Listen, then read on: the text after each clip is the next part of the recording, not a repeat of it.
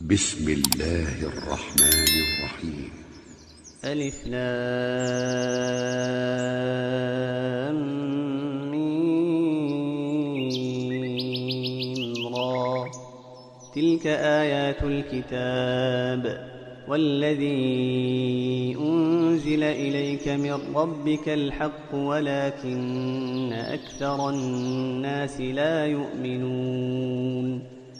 الله الذي رفع السماوات بغير عمد ترونها ثم استوى على العرش وسخر الشمس والقمر كل يجري لأجل مسمى يدبر الأمر يفصل الآيات لعلكم بلقاء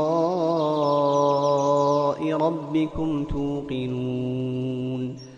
وهو الذي مد الأرض وجعل فيها رواسي وأنهارا ومن كل الثمرات جعل فيها زوجين اثنين يغشي الليل النهار إن في ذلك لآيات لقوم يتفكرون.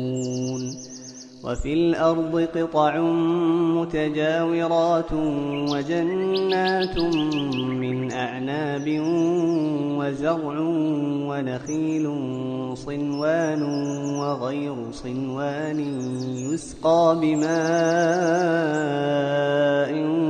واحد ونفضل بعضها على بعض في الأكل إن في ذلك لآيات لقوم يعقلون.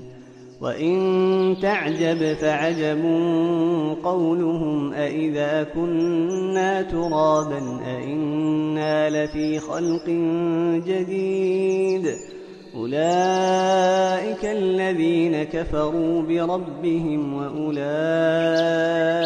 الأغلال في أعناقهم وأولئك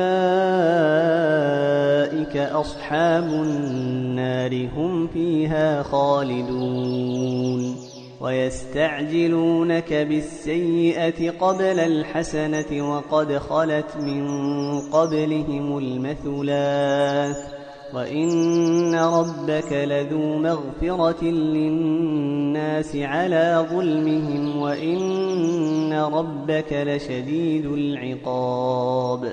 ويقول الذين كفروا لولا أنزل عليه آية